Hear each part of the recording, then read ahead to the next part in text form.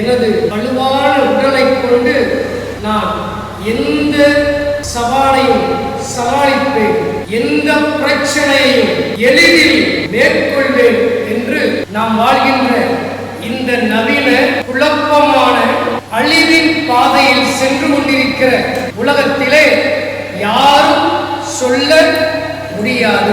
எப்பொழுது யாருக்கு என்ன நடக்கும் என்பது தெரியாது.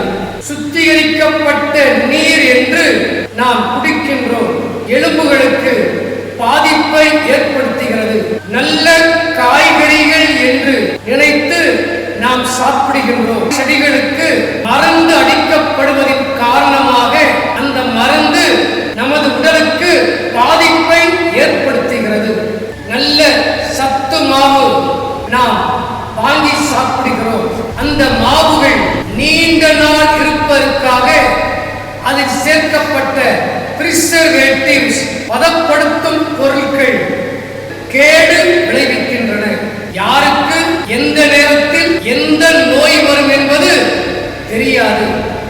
நமக்கு வேண்டியவர்களுக்கு வராத நோய் வந்துவிட்டால் அதிர்ச்சிக்கு உள்ளாகின்றோம். நம்பியிருந்த நண்பன் நமக்கு நம்பிக்கை துரோகம் செய்கிற பொழுது அதை நம்மால் ஏற்றுக்கொள்ள முடியவில்லை. திடீரென எதிர்பாராத ஆபத்து, விபத்து நாம் நேசிக்கிறவர்களுக்கு ஏற்படுகிற பொழுது மன வேதனை அடைகின்றோம். கணவனால், மனைவியால், பிள்ளைகளால், பெற்றோர்களால், நமது எதிரிகளால் பிரச்சனை என்று ஏராளமான பிரச்சனைகள் நம்மை வாட்டி வதைத்துக் கொண்டிருக்கிறது. திருமண தடைகள், குழந்தை பாக்கியத்திற்கான தடைகள், வேலை வாய்ப்பிற்கான தடைகள், ஐஸ்வர்யத்திற்கான தடைகள் என்று ஏராளமான தடைகளும் நமது நிம்மதியை கெடுத்துக் கொண்டிருக்கிறது. வேலை படு இவற்றாலும் நாம் நிலை குலைந்து போகிறோம். இவைகள் அனைத்துமே நமது வாழ்க்கையை சோர்வடைய செய்து நம்மை கூணி குறுகி போய் செய்யப்படுகிறது. எனவே நம் வாழ்க்கையில் உற்சாகமாக பயணிக்க இயலாத ஒரு நிலை.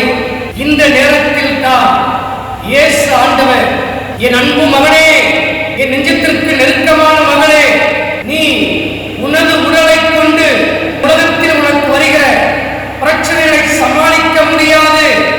எனவேதான் உன் பெயர் சொல்லி உன்னை அழைக்கின்றேன். திருப்பலிக்கு வா, பூசைக்கு வா. பூசை போல பாக்கிய செல்வம் இந்த புவியில் இல்லை.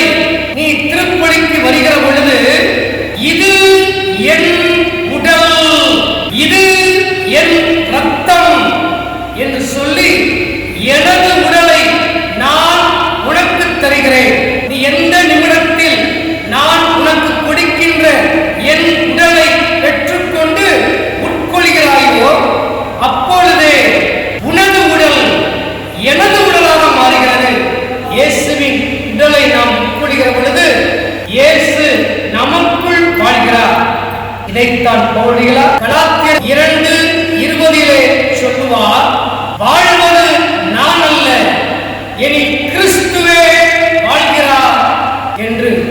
உன்னிடம் இருக்கின்ற எனது உடலை கொண்டு நீ இந்த உலகத்தில் நீ எப்பொழுதும் மகிழ்ச்சியாக வாழலாம்.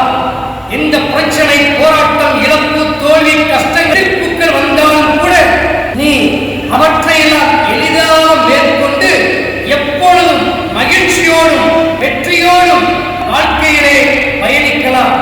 எனவே அன்பு மகனே, மகளே, ஆலயத்தில் பூசைக்காக, திருப்பலிக்காக மணி அடிக்கிற பொழுது உன் மீது கொண்ட அன்பின் காரணமாகத்தான் நான் உன்னை அழைக்கிறேன்.